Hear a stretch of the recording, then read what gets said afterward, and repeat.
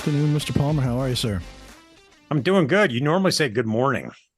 Well, breaking the fourth wall again. It's evening for me. I know it's afternoon for you and for our guest, but it's like pitch black in my basement right now. So I'm going with good evening because I have no lights on. So, Thanks to the time change, like it's going to get pitch black in my office with a window in a couple of hours.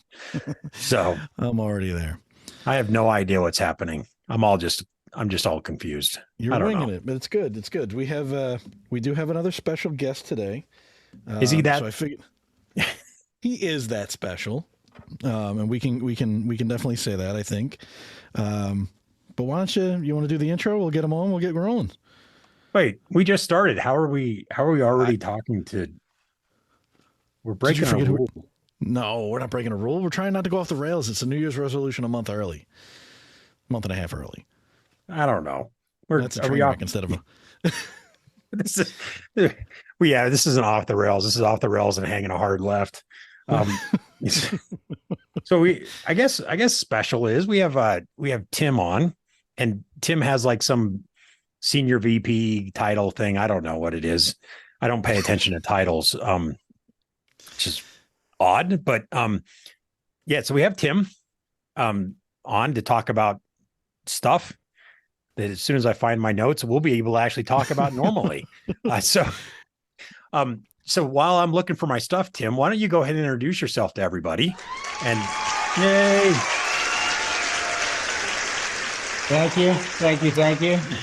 Thank you.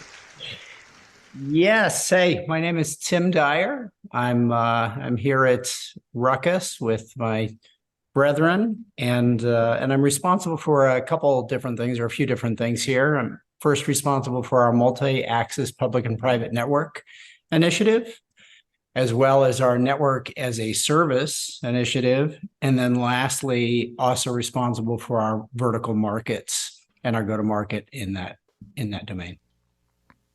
So I love the fact you didn't have a title. So we're not even gonna issue a title at this point. You're just gonna be Tim.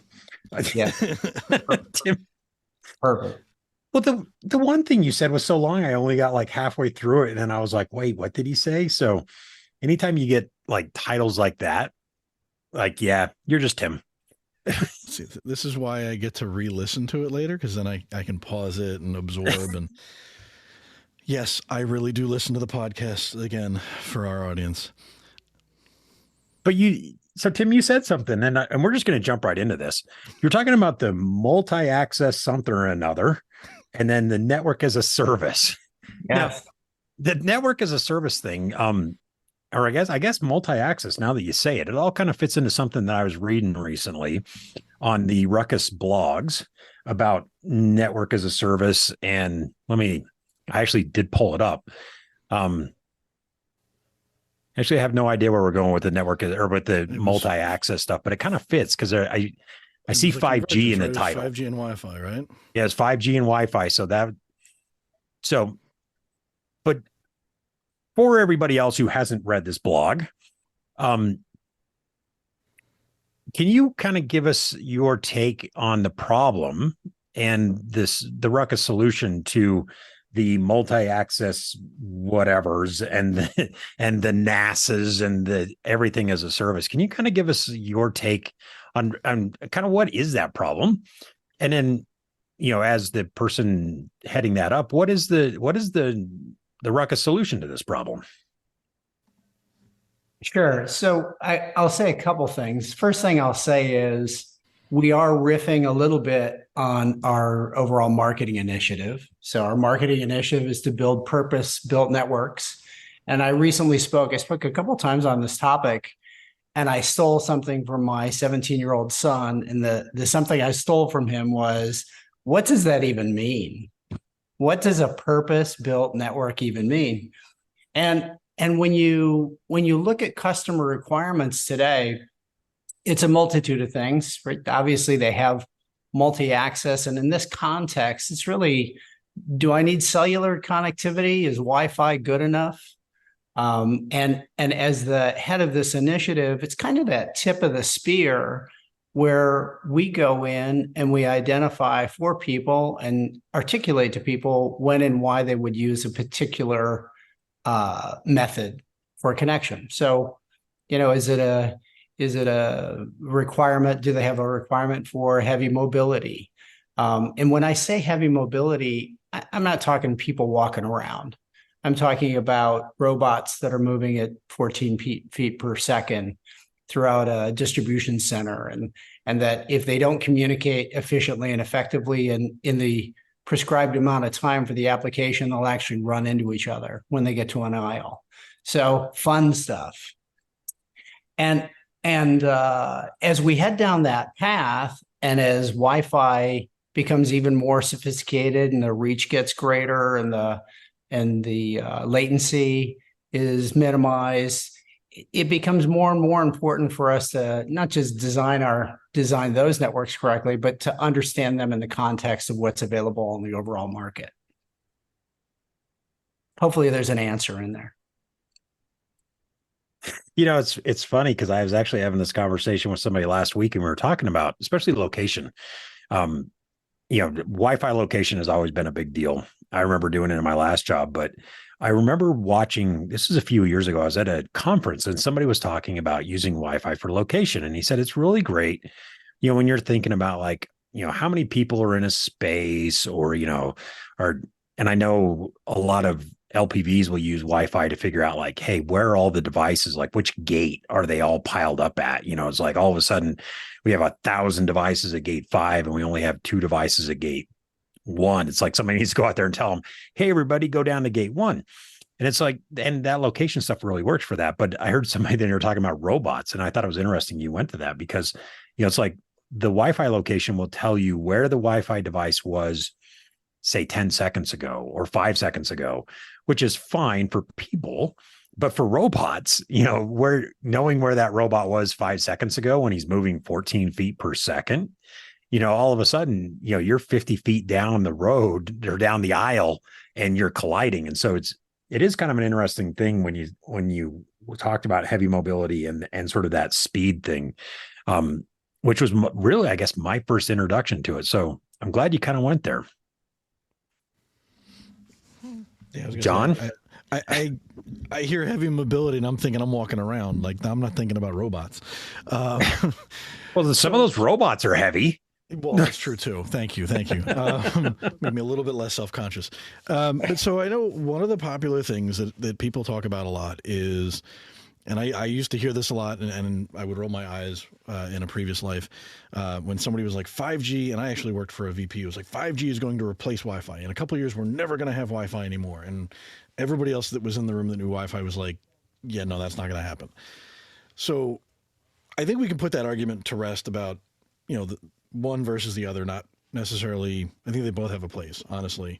I think it's more of a collaboration than a one versus the other. There's nothing wrong with having more than one tool in the tool belt. I swear I'm going to somewhere with this.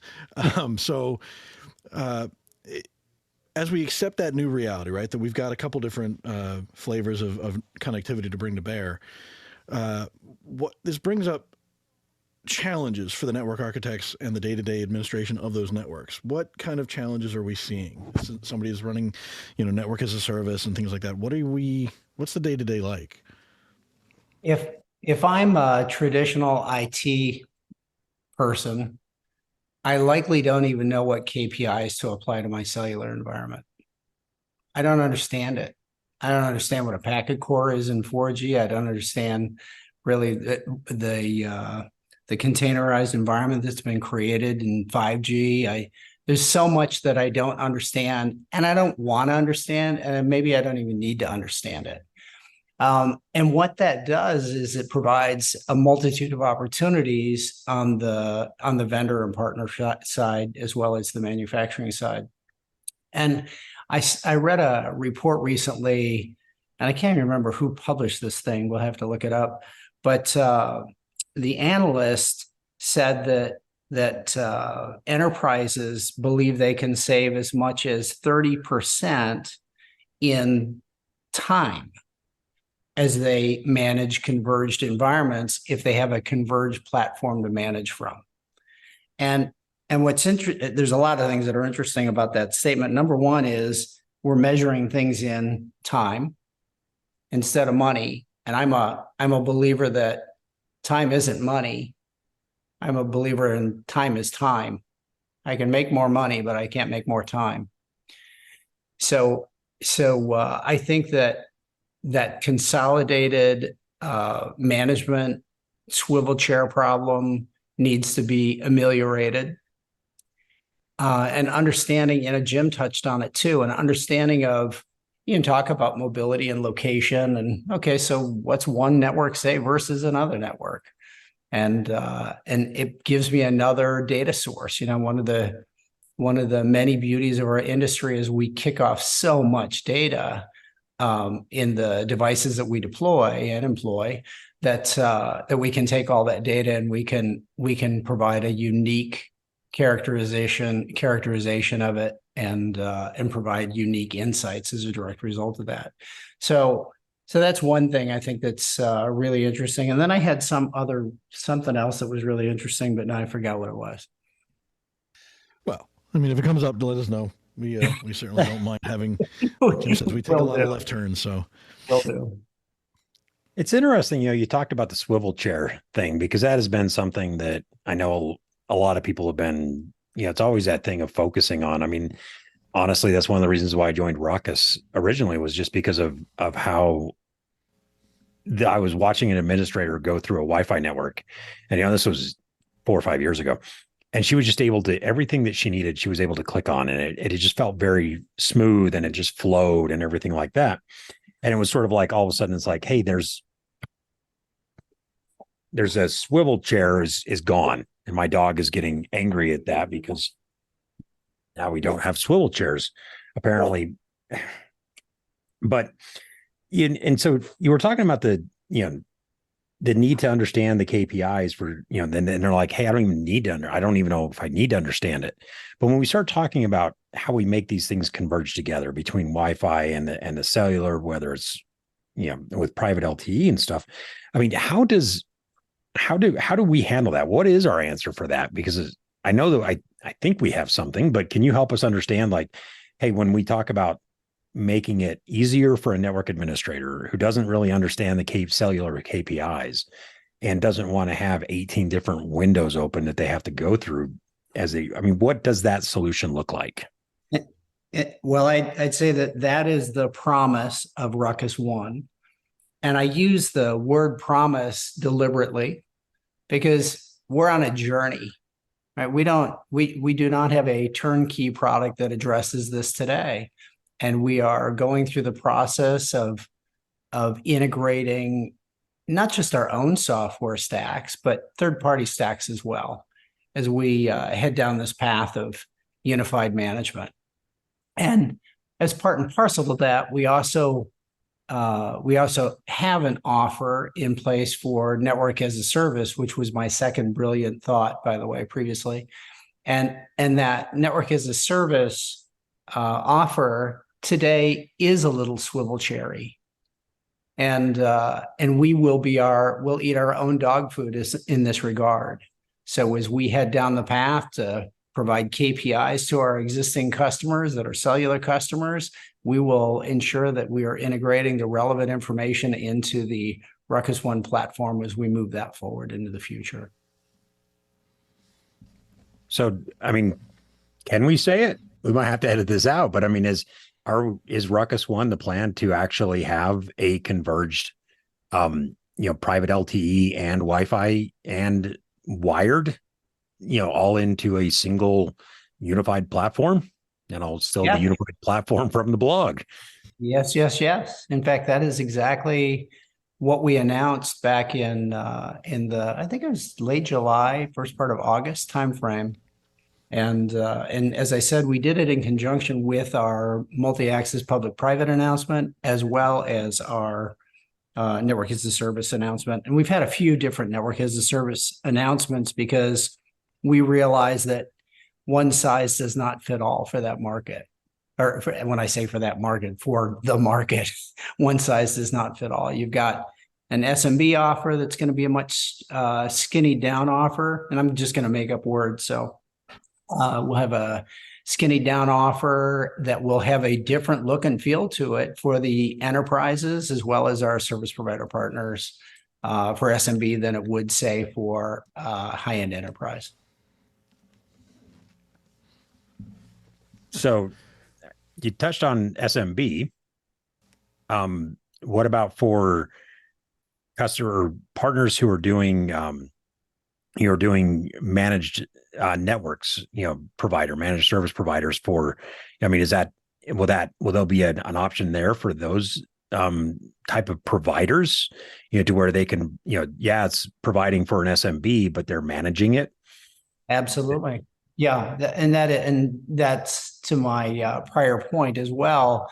And it's all well and good that we have tools that are available to us, and we have a separate managed service offer that we white label through some of our partners. However, we're in the business of enabling, and this is one of the things I love about Ruckus. Ruckus basically created the managed service provider space, and I don't think we should be shy about the tools that we can offer to our partners in that space. And I believe that the Ruckus One platform and the Ruckus One extensions will be just additional ammunition in their arsenals in order to attack their respective markets. Nice. All right. So we're all getting excited about Ruckus One. We've got, it kind of feels like we've got something for everybody in there. And as Jim kind of touched on, I always hear like the single pane of glass. We've gotten customers, I work in the service provider space.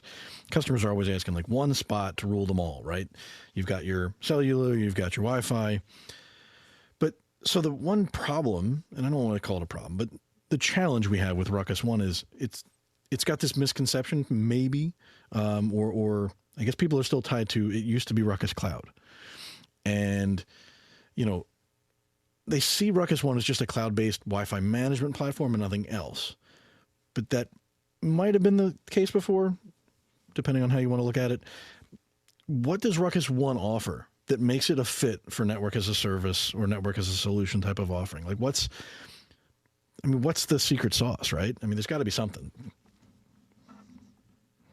Sure. So I am not the Ruckus One expert. I'll lead with that.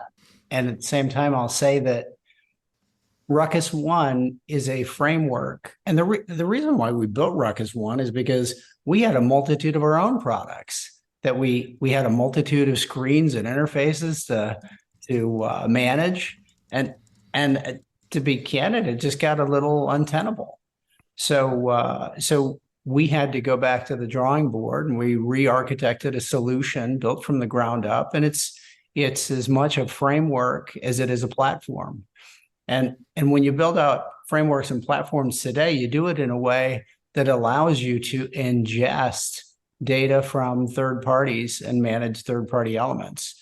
And I think that's one of the greatest strengths of that solution, and a differentiation is we're building it with the intent to allow even our service provider partners to use it. And if a service provider partner had their own BI, I would suggest to you that they could business intelligence tool. I would suggest to you that they'll be in a position to incorporate their own business intelligence tool. And I don't even know if that's absolutely true, because I'm not the Ruckus One expert, but that's the way this thing should be architected. All right, we're not going to put him on the spot for this. You can't come back later and hold the podcast out and say, like, Tim said that it would do it. But I think you hit, from what I know of Ruckus One, because again, I'm not a Ruckus One expert either, and that's just because my customers don't consume it yet. It was supposed to be, I think, bringing everything together under one nice, pretty interface. And you've got cloud, you've got Ruckus Analytics. Sorry, Rajiv, Ruckus AI, and all of the nice bells and whistles that go with it. You've got Cloud Path. You've got, there's a lot going on that we bring to bear. And then to be able to offer that to everybody and tie it in together, I think is, I'm excited for it. I'm really curious to see how it goes. Tim made a point though that I think, and this is a question I've heard, and so I'm going to take a minute and stand on my soapbox and address this. Tim was talking about the Stand up. fact, yeah. Well, I'd have to raise my desk and everything, but anyway, Tim made a point, and I think it's something that I want to spend just a minute or two to talk about. Is we re-architected the back end, and John, you were talking about like bringing in like Cloud Path and some of the other things, and what I've learned about Ruckus One is it's not so much of we're not like tying in Cloud Path. We're actually taking the bits and the pieces that are used from Ruckus Cloud Path, and we're actually building it with inside Ruckus One because of the micro architecture service stuff that they do on the back end. I don't know. I'm not a coder, but and so it does allow for like what Tim was talking about. It does allow for the ability to say, hey, because this is built on a brand new back end architecture, it will allow for more consumption of the data for tying in all the different things. And so I think that's really, a big thing to understand is it's not just, a Ruckus Cloud that's rebranded with a new web UI and a new logo and everything. It's actually, they rebuilt the whole entire back end to allow this stuff to be more flexible, to be, we can tie in more things, which then I think lends itself to this network as a service, to where it's so much easier now. We can say, hey, we can bring in the private LTE as an offer, as a way we can control it, because it's built for the future, not necessarily built for, it's kind of like roads. When they build a road, it's like, oh yeah, we're going to build a 4-lane road. And by the time they get it built, it's like, well, I really needed an 8-lane road. Ruckus One was rebuilt with the idea that, hey, we can expand and we can add stuff in as we need to. So I think that's a really important point to make, Tim, that, it really was rebuilt to allow the network as a service type of offering to grow, because we're not sure where it's going to grow. Right. And it's interesting, a common question, or actually it's a question people don't even ask, unfortunately, because we're, everybody's so smart. What is a microservice, and what do you mean when you've got a microservices architecture? And it's nothing more challenging than, I love your roads and lanes. It's great. It's a great example, right? I've got an 8-lane highway, but I only need 7 lanes or 6 lanes or 5 lanes, or I want to add a 9th lane. And I want to do that in a software context and framework that's easily done, easily performed. So microservice architecture allows you to basically drop in, make small changes that can be highly impactful to your overall solution. And I think that's what all our MSP partners actually want to do, is to differentiate themselves with their own competition. So what better environment to develop in? Yeah. Speaking of building stuff, I think I need to build a new arm for my microphone. That was really kind of squeaky. And you can still the road thing. Because that's it. I mean, who doesn't understand that frustration of, they're building a road just a mile down the road from my house, and they told us they were going to build it like 10 years ago, and they're finally finishing it up, and they're getting, went from 1 lane each direction to now it's 2 lanes each direction with a center turn lane, and it's already like beyond that. It's like, hey, we need to add more, and they're like, what? We haven't even finished this one. So you can steal that. You can give credit to your 17-year-old teenager, make him feel good. Oh man, wow. And it seems crazy to think about that, as much as we've got another good analogy, and Wi-Fi has nothing but great analogies if you talk to enough people. The ways we explain our business. We're actually kind of at the end of this. It's been a quick trip through networking as a service, or however you want to call it. And that's the other fun thing, right? You've got an acronym. Tim and I were talking about this before. Some people call it this, some people call it that. The letters, the numbers, they're all the same, but everybody's interpretation is a little bit different. So to close this out, to kind of bring this all together, we have a softball question for you, Mr. Dyer. What would you want our listeners to take away from this? Is there something that we do that you particularly involved in and proud of that you want to highlight? Is there something about NaaS, if I can call it that, which is going to make people think about storage? anything that we want to highlight that we didn't already talk about, or that you really want to hammer home? Absolutely. The one thing I'd like to drive home is network as a service as provided by us. Think of us, we're coming from our own chair, our own perspective.